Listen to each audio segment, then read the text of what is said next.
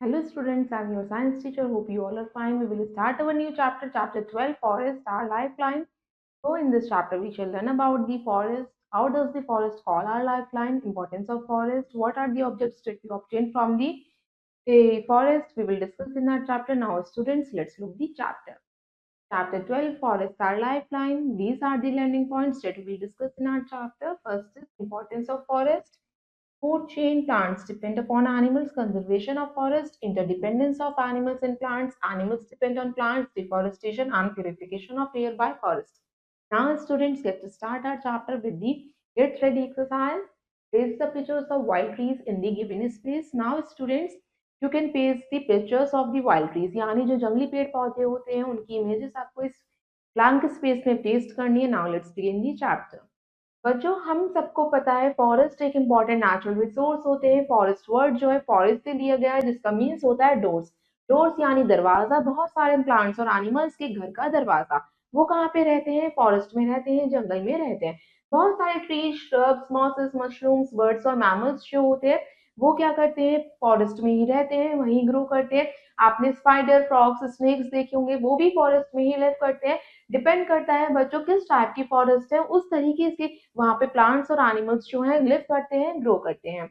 बच्चों हमारा 1/3 जो है वर्ल्ड सरफेस जो है फॉरेस्ट से ही कवर है. डिफरेंट डिफरेंट टाइप की फॉरेस्ट जो है डिपेंड करता है कि किस टाइप की फॉरेस्ट है. वो डिपेंड करता है उनकी टोपोग्राफी पे, कहाँ पे वो लोकेटेड है, यानी फिजिकल फीचर्स पे, क्लाइमेट पे, सॉइल टाइप पे डिपेंड करता है कि किस टाइप के ट्रीज वहाँ पे ग्रो करेंगे और किस टाइप के एनिमल्स वहाँ पे लिव करेंगे.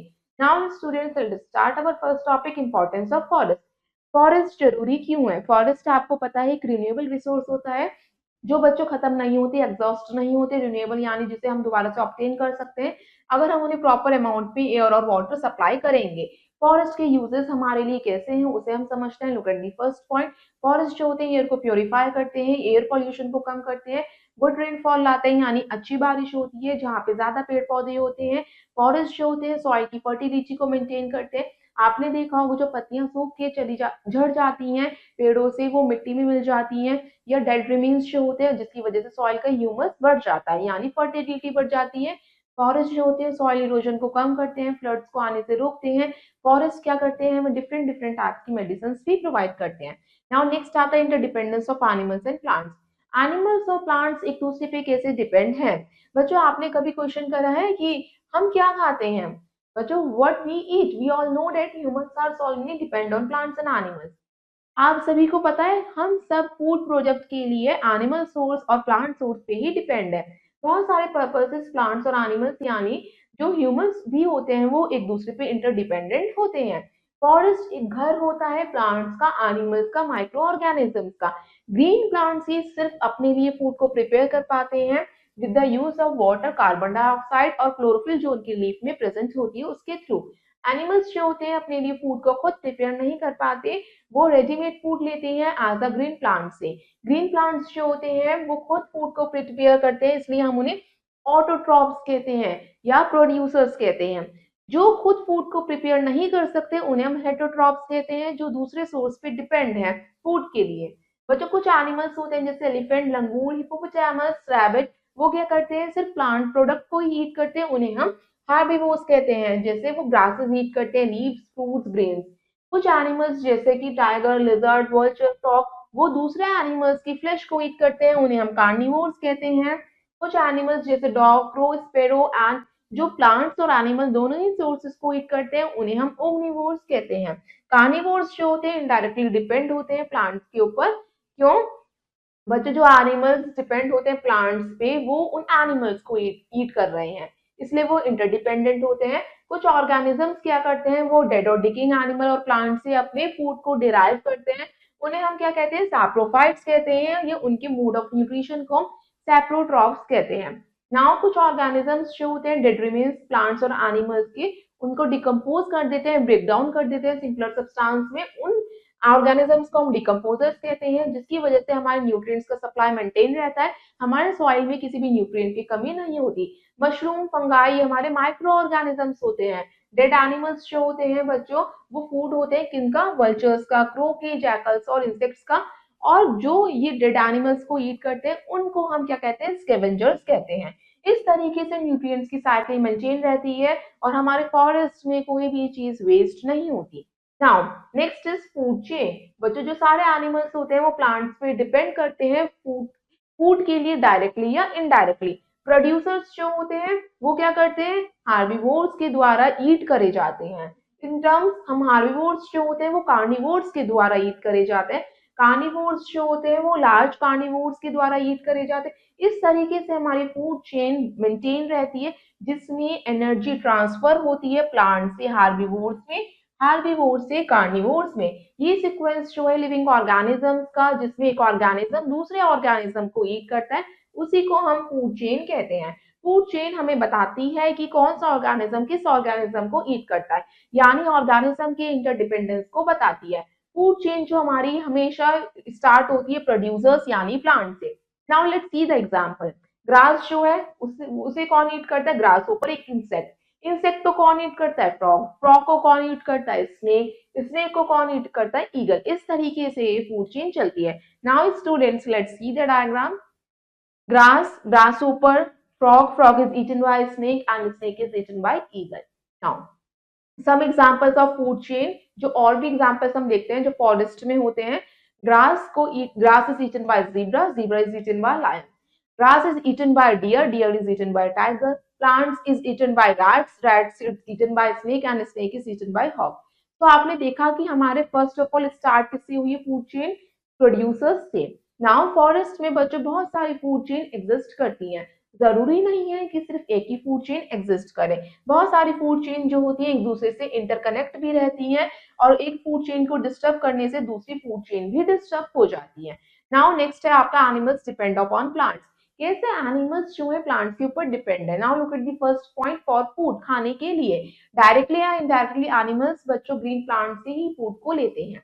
ऑक्सीजन के लिए, सनलाइट हमारा एक ऐसा सोर्स ऑफ एनर्जी है जो हमें दिन में मिलता है और जिसके थ्रू प्लांट्स फोटोसिंथेसिस करते हैं, हमें ऑक्सीजन देते हैं। तो ऑक्सीजन के लिए हम किस पे डिपेंड हैं, प्लांट्स पे डिपेंड है। नेक्स्ट आता है फॉर शेल्टर। बहुत सारे एनिमल्स होते हैं वो जंगलों में ही अपने घर बनाते हैं। आपने देखा होगा बर्ड्स जो होती हैं ट्रीज पे ही अपने नेस्ट बनाती हैं। बच्चों डिफरेंट डिफरेंट टाइप्स के प्लांट मटेरियल्स जो होते हैं डिफरेंट डिफरेंट टाइप के नेस्ट को प्रिपेयर करने में बर्ड्स की हेल्प करते हैं। बच्चों जो एनिमल्स होते हैं वो सेफ फील महसूस करते हैं कहाँ पे, अपने आप को जंगल में, फॉरेस्ट में या ट्रीज में। बहुत सारे इंसेक्ट्स होते हैं वो भी ट्रीज पे रहते हैं, just like beetles, butterfly, ants. बहुत सारे प्लांट्स जो होते हैं बच्चों को क्या करते हैं, एनिमल्स को प्रोटेक्ट करते हैं हीट और रेन से, उन्हें शेल्टर प्रोवाइड करते हैं और शेड प्रोवाइड करते हैं। नाउ नेक्स्ट आता है प्लांट्स डिपेंड अपॉन एनिमल्स। अभी हमने समझा कि एनिमल्स डिपेंड है प्लांट्स पे। अब हम समझते हैं कि प्लांट्स भी डिपेंड है एनिमल्स पे कैसे। बच्चों for carbon dioxide, but plants को कार्बन डाइऑक्साइड की भी जरूरत होती है और ये कार्बन डाइऑक्साइड एनिमल्स से मिलती है। एनिमल्स क्या करते हैं, जब एक्सहेल करते हैं ब्रीथिंग के दौरान, जब वो कार्बन डाइऑक्साइड को रिलीज करते हैं, उसी कार्बन डाइऑक्साइड को प्लांट्स एब्जॉर्ब करते हैं जिससे वो फूड को प्रिपेयर करते हैं। फॉर मैन्योर, प्लांट्स को बच्चों मैन्योर की जरूरत होती है, फर्टिलिटी की जरूरत होती है। वो फर्टिलिटी सॉइल से मिलती है। सॉइल के अंदर वो फर्टिलिटी कहाँ से आती है, मैन्योर से। मैन्योर क्या होता है बच्चों, जो हमारे न्यूट्रिएंट्स होते हैं वो हमारे मैन्योर का काम करते हैं। मैन्योर एनिमल्स के एक्सक्रीटा को कहते हैं। Next is dispersal of seeds. Animals जो होते हैं वो सीड को डिस्पर्स करने में प्लांट्स की हेल्प करते हैं जिससे हर एक सीड को प्रॉपर अमाउंट में न्यूट्रिशन मिल पाए, सनलाइट मिल पाए, एयर और वाटर मिल पाए। नाउ नेक्स्ट आता है फॉर पॉलिनेशन। पॉलिनेशन और सीड डिस्पर्सल अलग होता है। पॉलिनेशन का मतलब होता है पॉलन ग्रेन्स का ट्रांसफर करना जिससे एक प्लांट की न्यू स्पीशीज ग्रो हो सके। नाउ जो एनिमल्स होते हैं वो पॉलिनेशन में भी प्लांट्स की हेल्प करते हैं। Now let's look the knowing fact. Forest green lungs कहलाए जाते हैं नेचर के, क्योंकि वो क्या करते हैं, एयर को प्यूरिफाई करते हैं और हमें ऑक्सीजन देते हैं जो जिससे सारे ही लिविंग बींग्स ब्रीथ करते हैं। Now next is deforestation. बच्चों हमने समझा था कि अर्थ जो है सबसे ज्यादा हमारा अर्थ का एरिया फॉरेस्ट से कवर है। डिफॉरेस्टेशन का मतलब होता है ट्रीज को कट करना या वेजिटेशन को रिमूव करना, फॉरेस्ट को क्लियर करना एग्रीकल्चर पर्पस के लिए, हाउसिंग पर्पस के लिए या इंडस्ट्रियल पर्पस के लिए। बच्चों ये रिपोर्ट किया गया है यूएन एजेंसीज के द्वारा कि जो फॉरेस्ट कवर एरिया था वो धीरे धीरे डिक्रीज होता जा रहा है एक अलार्मिंग रेट है, अगर इसे नहीं रोका गया तो हमारा सारा इकोसिस्टम डिसबैलेंस हो सकता है। Now what will happen if forest disappear? अगर फॉरेस्ट खत्म हो गई तो क्या होगा, उसे हम देखते हैं। जो प्रोपोर्शन है कार्बन डाइऑक्साइड का एयर में, वो सबसे ज्यादा बढ़ जाएगा, क्योंकि फॉरेस्ट क्या करते हैं, कार्बन डाइऑक्साइड को एब्सॉर्ब करते हैं। कार्बन डाइऑक्साइड के टेम्परेचर के बढ़ने की वजह से अर्थ का टेम्परेचर भी इंक्रीज हो जाएगा। नेक्स्ट, जो बहुत सारे वाइल्ड एनिमल्स हैं, उन्हें खाने के लिए फूड नहीं मिल पाएगा, रहने के लिए जगह नहीं मिल पाएगी, क्योंकि वो तो फॉरेस्ट में ही रहते हैं। बच्चों, सॉइल जो है वो क्या करती है, वाटर को होल्ड नहीं कर पाएगी, और जब बारिश होगी तो फ्लड आएगी, यानी बाढ़ आएगी अगर फॉरेस्ट नहीं होंगे। बच्चों, हमें जो वैल्यूएबल फॉरेस्ट प्रोडक्ट्स हैं जैसे कि मेडिसिन, वो नहीं मिल पाएंगी। जो ट्राइबल पीपल वो फॉरेस्ट में रहते हैं, वो धीरे धीरे खत्म होने लग जाएंगे, क्योंकि उनका लाइवलीहुड ही नहीं बचेगा। नाउ नेक्स्ट है आपका कंजर्वेशन ऑफ फॉरेस्ट। इसलिए हमें जंगलों को बचाना चाहिए, फॉरेस्ट को कंजर्व करना चाहिए। डिप्लीशन ऑफ फॉरेस्ट प्रिवेंशन, मतलब कि फॉरेस्ट को खत्म होने से बचाना, उसी को हम कंजर्वेशन ऑफ फॉरेस्ट कहते हैं। बच्चों, कुछ मेजर्स यानी कुछ स्टेप्स को हम फॉलो कर सकते हैं जिससे कि हमारे फॉरेस्ट कंजर्व हो जाए। Now let's look the first point. बच्चों, हमें फॉरेस्ट प्रोडक्ट का सप्लाई लोगों को या इंडस्ट्रीज को इस तरीके से करना चाहिए कि जो हमारी प्लान ऑफ प्रोडक्शन के अकॉर्डिंग, जितना प्रोडक्शन हो रहा है उसी के अकॉर्डिंग सप्लाई करना चाहिए। हमें फॉरेस्ट ज्यादा से ज्यादा कट नहीं करने चाहिए। हमारी लॉन्ग टर्म सिक्योरिटी होनी चाहिए फॉरेस्ट के लिए कि जितने हम फॉरेस्ट कट कर रहे हैं उतने रीस्टोर भी करें। नाउ नेक्स्ट, इन गोल्स को मीट करने के लिए क्या चीज जरूरी है, सबसे कम पेड़ काटे, और या उतने ही पेड़ काटे जितने जरूरी हैं, और जितने हम पेड़ काट रहे हैं, कट कर रहे हैं, उन्हीं को रिस्टोर किया जाए, यानी एफॉरेस्टेशन किया जाए। एफॉरेस्टेशन का मतलब होता है ट्रीज को प्लांट करना लार्ज स्केल में, जिसको बच्चों हम कह सकते हैं ये वन महोत्सव के रूप में भी सेलिब्रेट किया जाता है जब रेनी सीजन स्टार्ट होता है उसकी स्टार्टिंग में। नाउ नेक्स्ट आता है मेथड्स फॉर कंजर्विंग फॉरेस्ट। अब हम समझते हैं कैसे हम फॉरेस्ट को कंजर्व कर सकते हैं। Look at the first point. हम एनिमल्स की ओवरग्रेजिंग को रोक के फॉरेस्ट को कंजर्व कर सकते हैं। जो कटिंग होती है फॉरेस्ट ट्रीज की लार्ज स्केल पे, उसे रोक के फॉरेस्ट को कंजर्व कर सकते हैं। सिर्फ फ्यू ट्रीज प्लांट, मतलब कि कुछ पेड़ों को काटा जाए और उन पेड़ों की जगह नए पेड़ों को लगाया जाए। नेक्स्ट आता है, जब हम डैम्स को कंस्ट्रक्ट करते हैं, रोड्स या माइनिंग करते हैं, तो इकोलॉजिकल फैक्टर्स को माइंड में रख के काम किया जाए, कंस्ट्रक्शन किया जाए, फॉरेस्ट फायर को रोका जाए। हमें स्मोकिंग कुकिंग नहीं करनी चाहिए फॉरेस्ट में, जिससे कि फॉरेस्ट फायर नहीं हो। डैम्स जो है ड्राई फॉरेस्ट एरियाज पे ही बिल्ड किए जाने चाहिए रेनी सीजन में। फॉरेस्ट जो है हमारे प्रोटेक्ट करते हैं। हम फॉरेस्ट को प्रोटेक्ट कर सकते हैं इंसेक्ट से, पेस्ट से, क्योंकि वो क्या कर देते हैं हमारे प्लांट्स को, ये स्मॉल हमारे श्रब्स होते हैं उनको डिस्ट्रॉय कर देते हैं पहली, जिससे कि ट्रीज ग्रो नहीं हो पाते। हम बच्चों air pollution, land pollution, water pollution को कंट्रोल करके ट्रीज या वेजिटेशन को सरवाइव होने में हेल्प कर सकते हैं। हम ज्यादा से ज्यादा नंबर की सीडलिंग्स करके, यानी सैपलिंग्स को ग्रो करके डिफॉरेस्टेटेड लैंड को दोबारा से कन्वर्ट कर सकते हैं फॉरेस्टेड एरिया में। Now next is purification of air by forest. कैसे फॉरेस्ट हमारी एयर को प्योरीफाई करने में हेल्प करते हैं। फॉरेस्ट यानी जंगल, जहाँ पे जानवर भी रहते हैं, एनिमल्स भी रहते हैं और प्लांट्स भी ग्रो करते हैं। सारे प्लांट्स और एनिमल्स जो है सरवाइव करते हैं, जो उन्हें प्लांट से ऑक्सीजन मिलती है उसके थ्रू। हम सभी को पता है ग्रीन प्लांट्स क्या करते हैं, कार्बन डाइऑक्साइड को लेते हैं और फूड को प्रिपेयर करते हैं और ऑक्सीजन भी रिलीज करते हैं। फॉरेस्ट जो है एक बड़ा सिंक माना जाता है कार्बन डाइऑक्साइड को टेक इन करने का और ऑक्सीजन को रिलीज करने का। बच्चों, फॉरेस्ट से हमें फ्यूल भी मिलता है, जस्ट लाइक कोल, पेट्रोलियम, जो जिस इससे क्या होता है हमारा, इस रिजल्ट से वॉल्केनोस या नेचुरल डिजास्टर भी आ रहे हैं। हम क्या कर रहे हैं, एक्सेसिव यूज कर रहे हैं फॉरेस्ट की रिसोर्सेज का। इसको मेंटेन करने के लिए फॉरेस्ट क्या करते हैं, ऑक्सीजन और कार्बन डाइऑक्साइड के लेवल को मेंटेन करते हैं। स्पेशली कौन से फॉरेस्ट होते हैं, जो हमारे लंग्स ऑफ द अर्थ कहलाए जाते हैं, रेन फॉरेस्ट।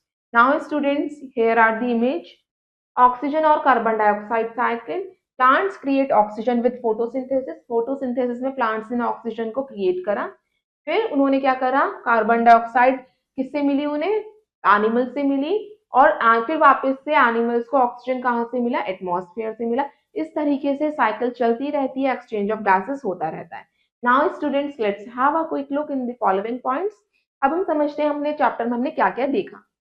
बच्चों, हमने समझा था कि हमारे वर्ल्ड का लैंड सरफेस जो है 1/3 फॉरेस्ट से कवर है। फॉरेस्ट जो है ग्राउंड वाटर को रिप्लेनिश करने में, रेन वाटर के सीपेज में हेल्प करता है, यानी कि ज्यादा से ज्यादा रेनफॉल लाता है और ज्यादा से ज्यादा पानी को रिस्टोर करने में फॉरेस्ट हेल्प करते हैं। फॉरेस्ट जो है हमारे क्लाइमेट को कूल करते हैं, प्लेजेंट करते हैं। ग्रीन प्लांट्स जो होते हैं फूड को खुद ही प्रिपेयर करते हैं। वाटर, कार्बन डाइऑक्साइड और सनलाइट का यूज करके फॉरेस्ट जो है लंग्स ऑफ द अर्थ भी कहलाए जाते हैं। कुछ एनिमल्स जो होते हैं वो ट्रीज में ही अपने होम्स को बनाते हैं, वहीं पे वो लिव करते हैं। प्लांट्स जो होते हैं वो भी एनिमल्स पे डिपेंड करते हैं कार्बन डाइऑक्साइड के लिए, क्योंकि कार्बन डाइऑक्साइड उन्हें जरूरी होती है फूड को प्रिपेयर करने के लिए। Now students, rest of the exercise you will do yourself. I hope you all students have understood this chapter. Thank you and have a nice day.